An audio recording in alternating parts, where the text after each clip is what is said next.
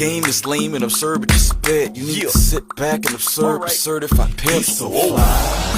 Oh yes he is. I mean that boy does the shit. He's a mess he is. Fresh to death. Ain't nobody fresh as he is. They can't compare or get next to him because he's so fly. I mean the boy's so clean.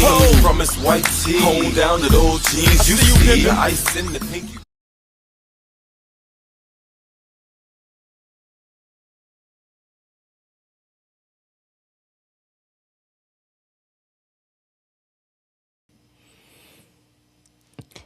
All right, everybody. Good evening. This is an unscheduled broadcast tonight. I'm your man, Ken Jackson. Thank you all for tuning in. I didn't even pre-promote it or send out any invites or whatever, so hopefully you all will pick it up on the replay. But in any case, shocking today. The Supreme Court has handed Donald Trump and his fascist regime a mega loss. And I have to say, I'm very happy with the Supreme Court today. A 6-3 decision in regards to Trump tariffs. And they basically said, Trump's tariffs are illegal. And he's big mad. He is mad. The toddler-in-chief went off today. He did a presser this afternoon,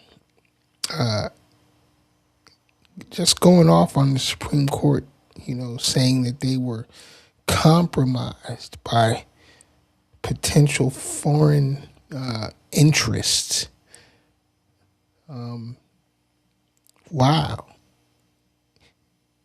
Now, obviously, the normal dissenters, Alito, Kavanaugh, and House nigger Clarence Thomas voted in favor of. But the other three conservative justices, as well as all of the liberal justices, said, hell no. Mr. Trump, you do not have the authority to tax the American people. So, no, your tariffs are illegal. There is no national trade emergency or whatever the hell Trump was trying to use to justify the tariffs. Now, excuse me, here's the shocking part. Trump basically said he doesn't care what the court says. His tariffs are staying in place, and in fact, he's going to increase his tariffs across the board by 10%. He said, we'll find other ways. He says, since the courts won't allow me to charge countries for ripping us off for decades and decades, and how we're not going to be bringing in hundreds of billions of dollars, as he said, through tariffs. But he said his tariffs are staying in place, and he's going to increase them by 10%. So what does that tell you? Quite honestly, I think Article 25 definitely needs to be invoked, and Trump needs to be removed from office immediately. But stay tuned, because there's definitely more to come in terms as far as the Trump saga goes. But I have to say that, much to my surprise, I was extremely delighted at the ruling today. Now, in other news, I'm sure a lot of you have seen the grandma from Washington, D.C., who got on stage at an event the other day praising Donald Trump and the Republicans in regards to solving the murder of her grandson. Now, who is she? She is Felicia Cook. She's an activist, and she came to the defense of Donald Trump's crime policies. Okay, so back in 2017, April 2017, her 22-year-old grandson left home for a date with a woman he met on a dating website. He never returned.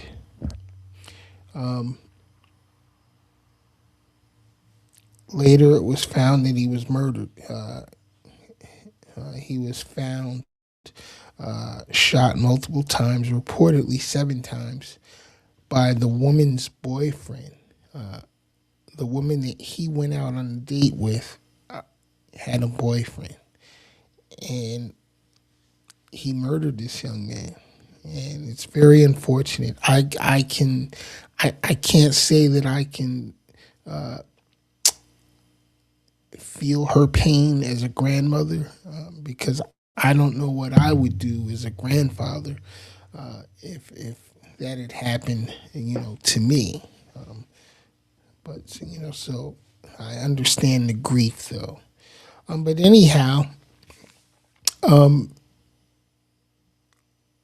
she felt like both D.C. police,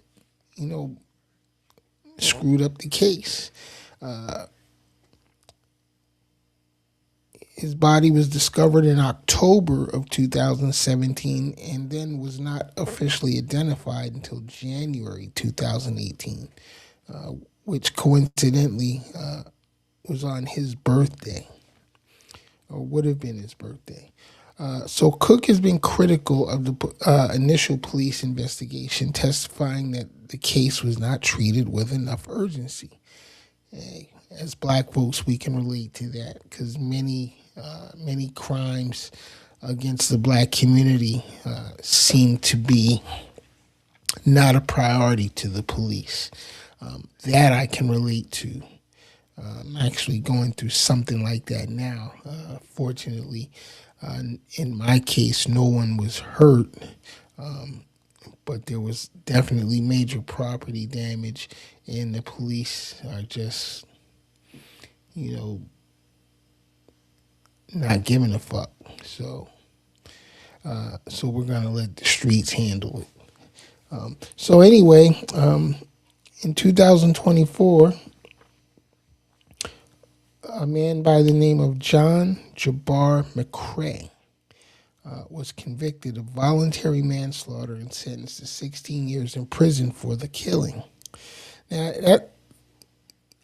so they caught him. He got 16 years for manslaughter. Me personally, I think he should have got a straight up murder charge,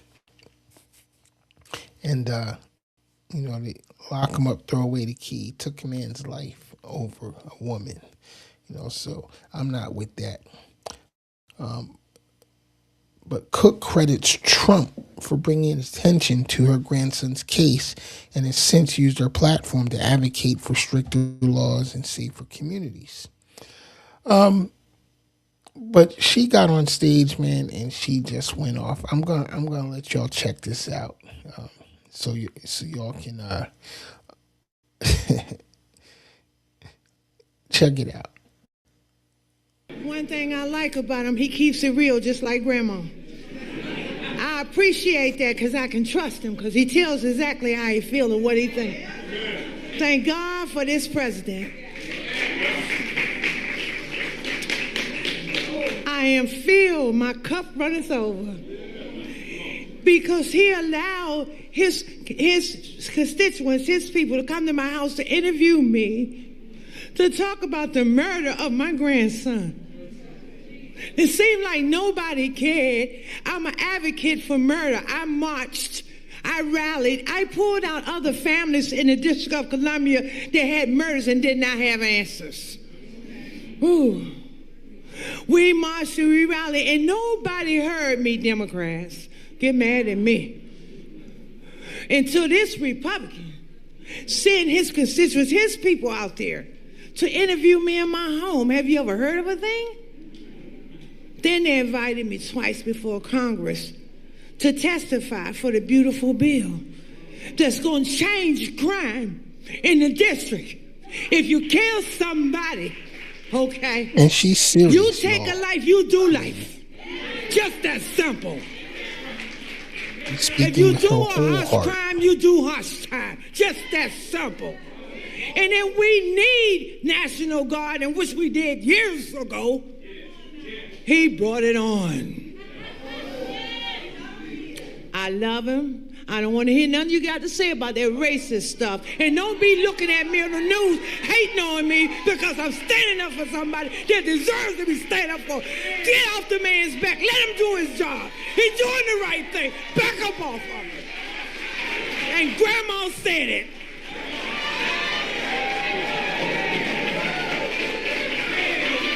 Wow. Wow.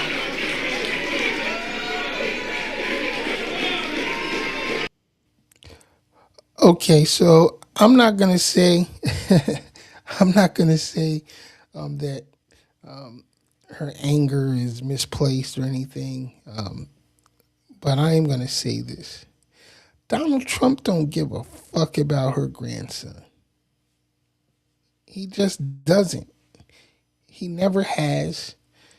He only used it as a political ploy. He used it as a means of trying to garner garner the likes of the black community. That's it. That's it. He has no genuine empathy whatsoever for the black community at all. And it cracks me up because I constantly see these house Negroes up here praising Trump. For instance, Tim Scott.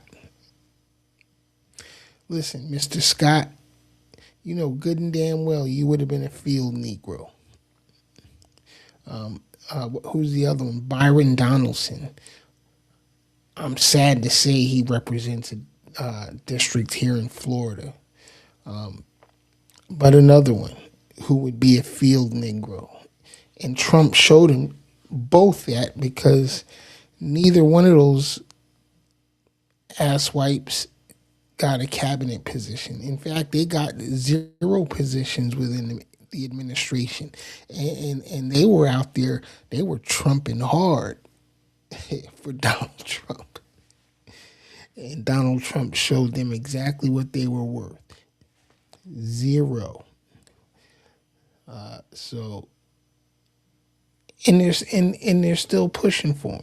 That's what really gets me is the fact that they're still out here trumping for Trump. I don't understand it.